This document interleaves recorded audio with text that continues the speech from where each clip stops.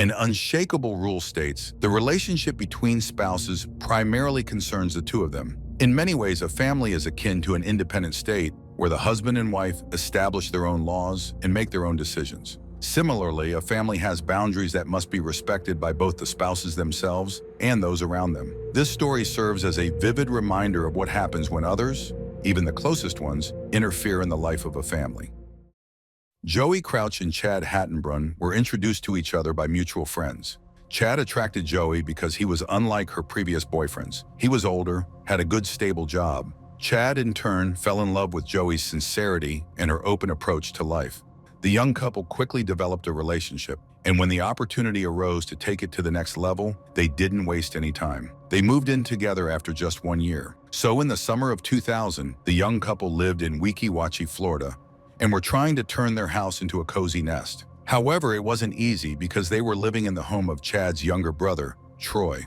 The brothers were very close and had a strong bond, but Troy clearly wasn't thrilled about Joey. Although she was pleasant to talk to and made an effort to befriend him, something about her irritated him from the very beginning. As it soon turned out, Troy wasn't the only family member who felt that way. After a few months of dating, it was time for the couple to introduce each other to their families. The meeting turned out to be rather awkward. Troy's unfriendliness was already known, but the attitude of Chad's parents, Brett and Patricia, surprised Joey's relatives. Chad's mother, Patricia, turned out to be an extremely shy person, so much so that it was nearly impossible to get a word out of her. Brett, on the other hand, was stern and domineering, unwavering in his beliefs. He was convinced that his word was law. Overall, the Crouch family was the complete opposite of the Hattenbrunn family. Naturally, Joey felt uncomfortable living with her boyfriend in his brother's house and dealing with the peculiarities of his parents. However, since she wanted to maintain her relationship with Chad, she knew she needed to win over his family. Joey was confident she could make it work, but it soon became clear that no matter what she did or how hard she tried to please Troy and Brett, they simply didn't like her. Just a few months into living together in Troy's house, Troy declared that he needed more personal space and demanded that Joey move out. Chad tried to convince his brother not to kick her out, but after a few months, he gave in. He told his girlfriend that she had to leave. It goes without saying that Joey felt hurt, insulted, and humiliated. She moved back in with her parents. Her best friend Sandy saw this as a red flag, believing that Chad should have stood up for her against his brother. Unfortunately, we don't know all the details, such as whether Chad and Joey contributed their share of the household expenses. Clearly, they should have been looking for a place of their own from the start. Perhaps Chad should have left his brother's house and found a home with Joey instead, especially since both of them were employed. Joey worked as a pharmacist, and Chad was a truck driver for a beverage company. Be that as it may, Joey moved back in with her parents, while Chad stayed with his brother. Only a few weeks later did he realize he had made a mistake. He went to Joey to ask for forgiveness and, as an apology, proposed to her. Joey had always dreamed of having a family, a husband, and children. She loved Chad and joyfully said yes. On November 5th, 2005, Joey and Chad's wedding ceremony took place. It seemed to be a long-awaited day for both of them. They were both happy and excited about their wedding. Joey, as always, was smiling and simply glowing. However, even on such a beautiful day, tension lingered in the air. The two families did not bond or unite as one. Chad's parents, Patricia and Brett, showed little interest in spending time with the bride's family. They kept their distance throughout the evening, which annoyed not only Joey and her family, but also friends who couldn't help but notice the strained atmosphere. This time, however, the source of tension and disapproval wasn't solely the Hattenbrunn family. Joey's brother Jeff, her father's son from his first marriage, was also a point of contention. Jeff was considered the black sheep of the family. He had been arrested over a dozen times, including charges of domestic violence. Every time he got into trouble, Jeff turned to their father for help, which annoyed Joey immensely. More significantly, Jeff had been implicated in 2 murder investigations.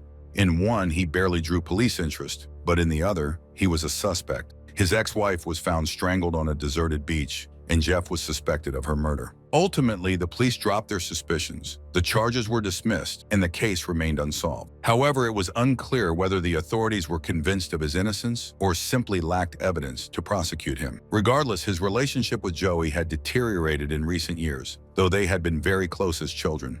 Perhaps he no longer felt like part of the family. Fortunately, despite the palpable tension in the air, Joey and Chad's wedding ceremony went off without any scandals. To safeguard their fragile marital happiness, Joey and Chad moved out of Troy's house in the summer of 2006 and into a home of their own. Naturally, Joey was thrilled that they would finally live alone together, but that was not the case. While her relatives never interfered in her relationship with her husband, the same could not be said for Chad's parents. Despite living in their own home, the Hattenbrunn family loomed over them like a shadow, monitoring every aspect of the couple's lives. In fact, Chad, Troy, and their parents' homes were all within walking distance of each other. Moreover, Chad's brothers and father had helped build the homes together. As a result, the young couple was never truly on their own. Brett, Chad's father, often dropped by unannounced, and worse, without knocking. Joey disliked this intrusion but tolerated Brett for the sake of keeping peace in the family.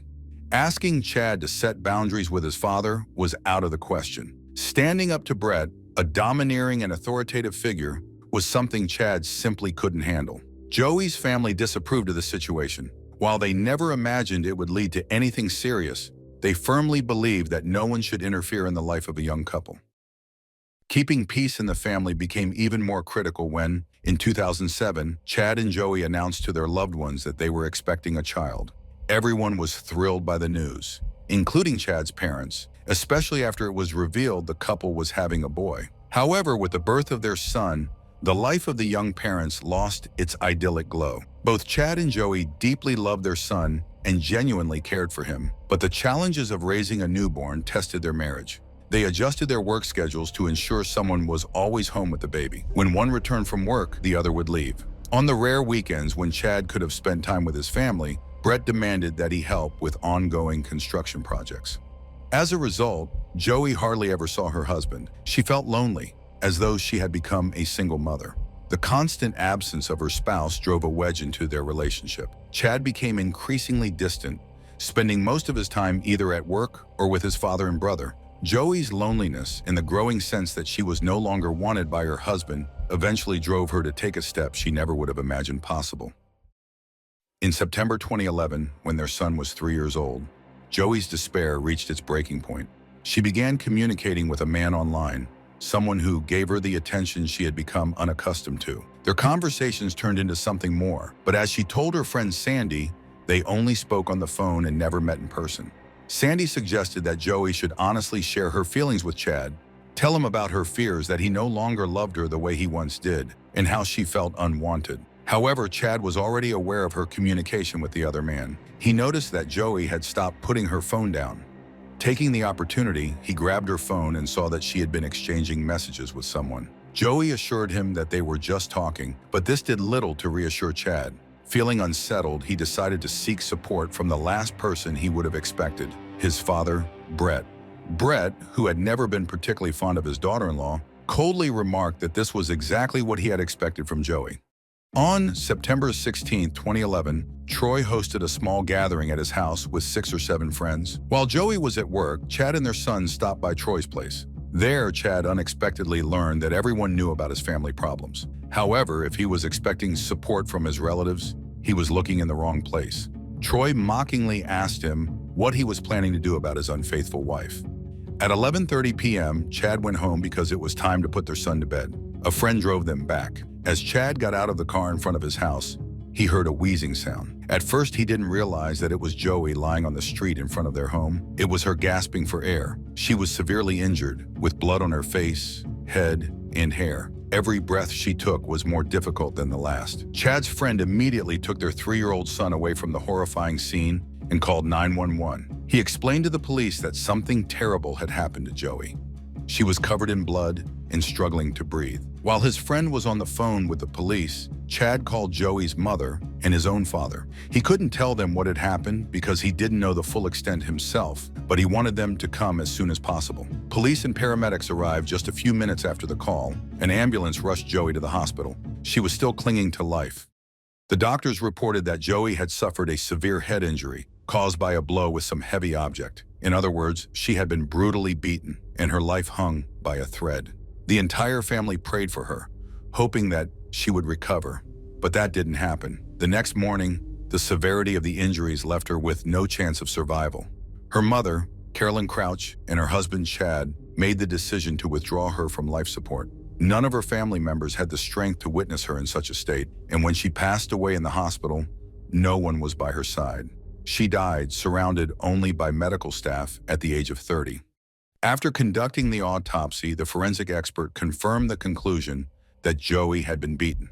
The killer had inflicted over 10 blows to the back of her head, leaving her with virtually no chance of survival. Based on the nature of the injuries, the police suspected that the crime had been committed by someone who knew Joey and was likely enraged, possibly acting in a state of emotional distress.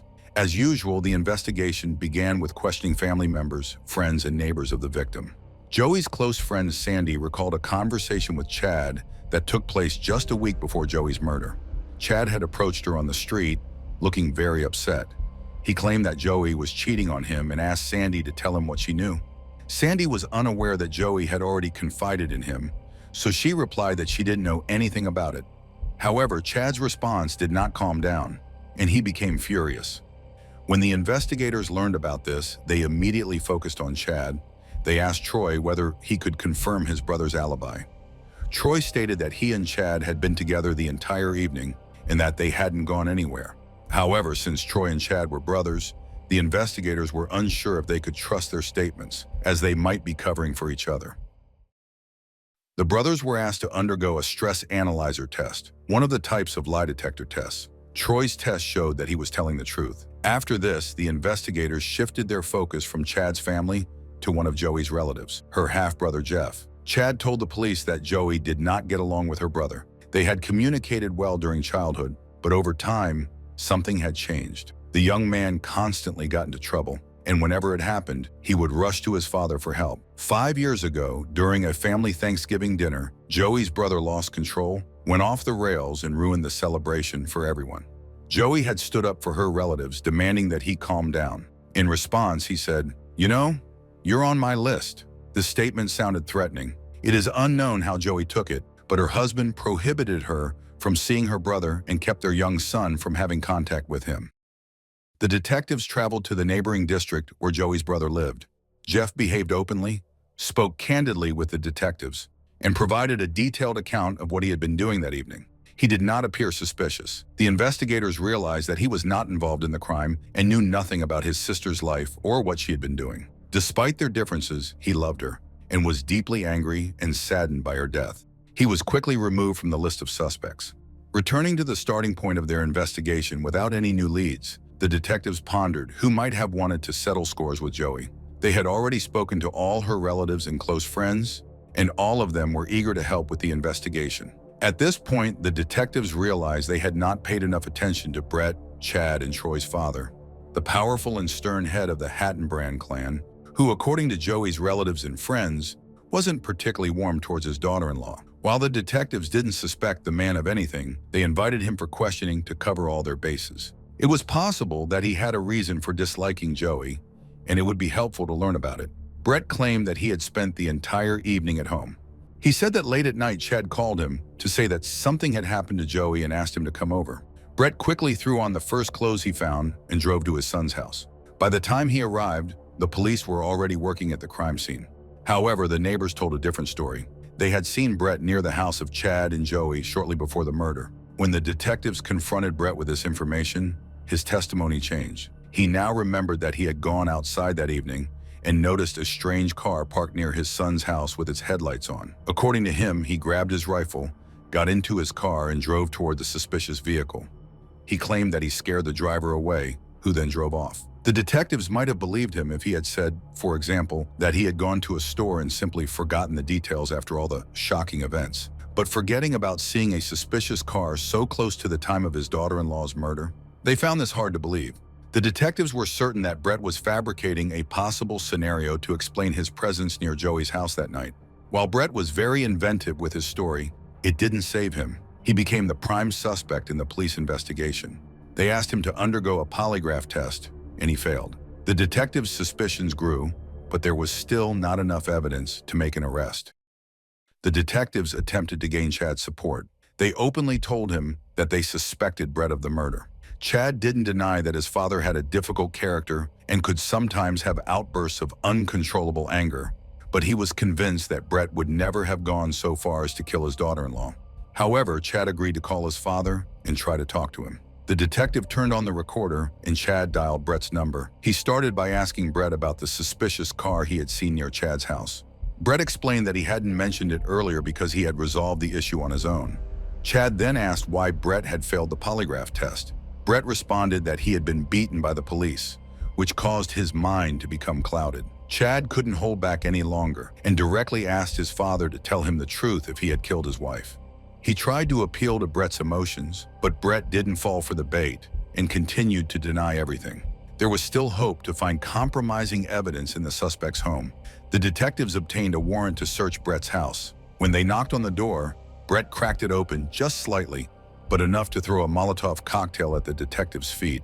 After that, he flung the door wide open and fired at the police, not with a firearm, but with a pneumatic hammer connected to an air compressor. The large nails shooting out under 9 atmospheres of pressure were as dangerous as bullets. One of the officers returned fire and shot Brett in the abdomen. He was taken to the hospital where he received medical attention. His injury turned out to be non-life-threatening and not serious. On September 27, 2011, 11 days after Joey's murder, detectives interrogated Brett again. He continued to deny any involvement, but how could he explain his attack on the police? After 7 hours of questioning, he finally confessed. Brett had never had particularly affectionate feelings for his daughter-in-law, considering her a pampered princess. He did not hide the fact that he would have preferred a different wife for his son. However, he endured her presence for 11 years. But when his son told him that Joey was seeing another man, Brett became enraged. His fury built up inside him, and he couldn't calm down. Of course, he had been invited to the party at Troy's house, but he had declined the invitation, not wanting to meet with Joey. On the night of September 16, 2011, Joey returned home from work, where Brett was waiting for her. She was shocked to see her father-in-law as she got out of her car.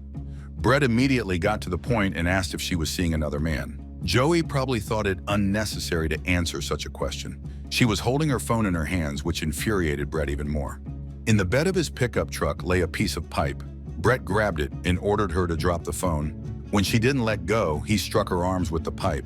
When Joey screamed from the pain, Brett covered her mouth with his hand. After she shoved his hand away, she screamed again. Brett ordered her to be silent and began beating her with the pipe. When she fell to the ground, he took her purse and emptied its contents. He also took her wedding ring. He thought that by taking her valuables, he could stage it as a robbery. Then, realizing that the police were getting closer to him, he opened fire on the officers with the pneumatic hammer, hoping they would kill him. Based on the interrogation results, Brett was charged with the murder of his daughter-in-law. The trial began in 2014. Brett unexpectedly began to claim again that he would never have harmed his daughter-in-law. He said the police had coerced a confession from him. However, the jury did not believe his words. On March 25, 2014, 63-year-old Brett was found guilty of second-degree murder and 9 other serious crimes. He was sentenced to life imprisonment for the murder and an additional 105 years for 6 counts of charges, including assaulting police officers. Joey's mother, Carolyn Crouch, stated that she would never forgive or forget what he had done. She told her daughter's killer that no one would miss him. 4 years later, Brett died in prison from natural causes. Investigators concluded that Chad, Troy, and their mother Patricia had no connection to Joey's murder. Although it's hard to dismiss the persistent question, if Chad hadn't aired his family's dirty laundry and told his father about their marital troubles, perhaps Joey would still be alive today. After all, Brett had tolerated his son's choice for 11 years. The girl had given him a grandson whom he loved unconditionally. If the young family had been able to set boundaries in time, they could have reconciled, lived happily, and raised their son.